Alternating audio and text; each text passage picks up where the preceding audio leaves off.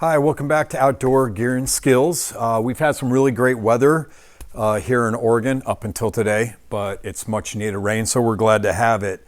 Today I want to talk a little bit about paracord, and I want to talk about a jig that I made to help me manage my paracord.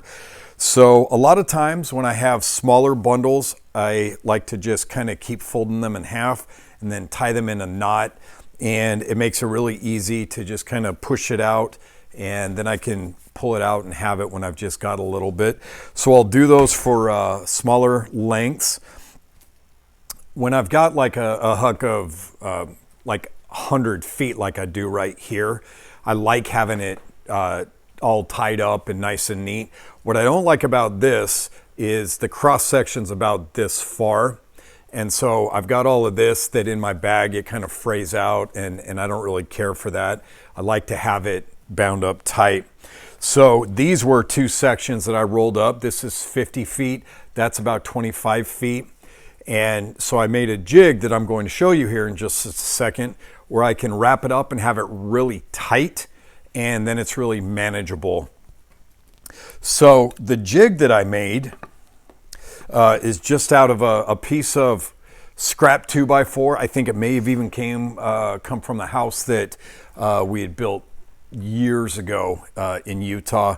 But what I did was it was already angled. So I threw a couple of finishing nails in right here, and then I drilled a couple of different holes, and I just took dowels and I made them rounded off a little bit so they slip in and out of these holes easily. And I'll use these dowels when I'm doing like 100 feet wrapping up my paracord, and then I'll use these smaller ones when I'm doing one of these small shanks right here, and then I can just kind of move it. And so I want to show you what this does. So the way I wrap this is that I've got it all nice and neat, and instead of unwrapping this here when I need to use the paracord, I've got it in a way that I can pull out right here. And don't show my dentist.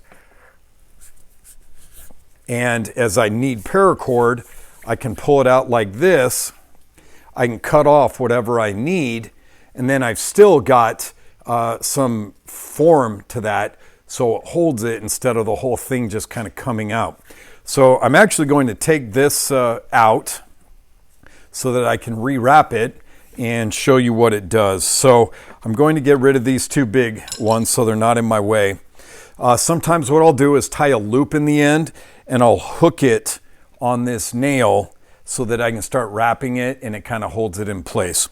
For what I want to do on this right now, I'm just going to hold it in place.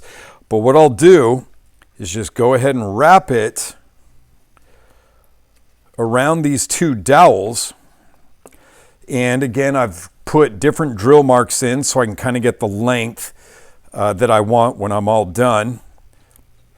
And I'm just going to let that end stick out a little bit, and I'm going to wrap this in. I don't wrap it too terribly tight because I want to be able to get these dowels off.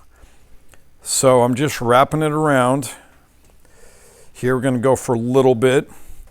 And again, I'm kind of a gear nerd. I like to have my stuff usable. I like to have it ready. I want to have it organized.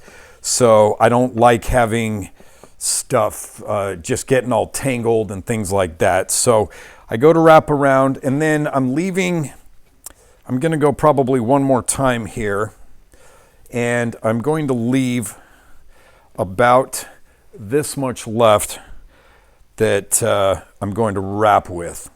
And then what I do is I pull out one of these dowels right here. I take that out, and it allows me to pull out everything I just wound up. So what I like to do then is hold this tight and get this first loop going here like this, and I'll kind of cross over, and then I start winding around the paracord lengths that I've done here to make it manageable. So again, this one is roughly about 25 feet. So I just like to pull this tight because it'll keep it uniform, and it'll help my gear nerdness going. So I just keep wrapping tight around there. We're getting pretty close here. So I'm going to switch hands now. And I'm pulling that as tight as I can to really kind of hold that in place. Sometimes I guess wrong on how much length I need, and I'll pull it back. So on this one, I kind of came up short. I like to have it to about here. So just for the sake of the video, I'm going to pull it back real quick. And what I'm going to do is just unwrap that for 2 lengths and then start over, because this one's pretty short and it won't take very long to redo this. So I'm kind of trapping it right there and then starting to pull this tight.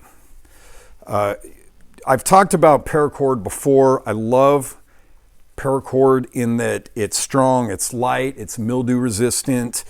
The sun and things like that don't mess with it, so it's a really good rope to have. You can tie a lot of stuff off. I have tied off wet camping gear on the top of a vehicle when we got rained out up in the Wasatch Mountains in Utah years ago, and things were too wet to put back into our vehicle. So we tied stuff up on the luggage rack on top of the vans.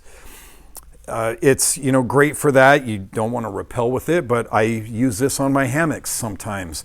It's plenty strong to hold the weight of a hammock, to tie things down. I use it all the time, and it's relatively inexpensive. It's easy to find. So we're almost done wrapping here, and I'm getting up again where I like it to be, where it's getting that length, just because it makes that easier to manage.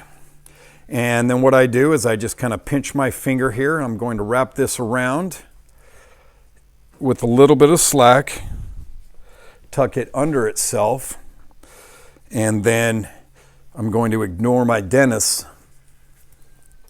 and I'm going to pull that tight. So now what I have is I've got that tied off tight there. That'll keep that, but that gives me 25 feet. So that I can do a lot of things with that. Again, that was 50 feet that I did yesterday, and it just gives me a good way where I can throw it in my pack. I can throw it in the back of my Ford Explorer. I can throw it in my kids' cars and things like that. And then if I ever need it, it's right there. So to give you the perspective again, so you can use really any length of 2x4. This was just scrap, doesn't need to be nice. I didn't sand it or treat it or anything like that.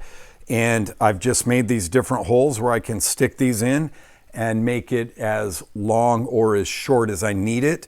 And that's been really helpful, because trying to go in and get the same length back and forth and then wrapping it was really difficult. So that's what led me to make this low-cost jig.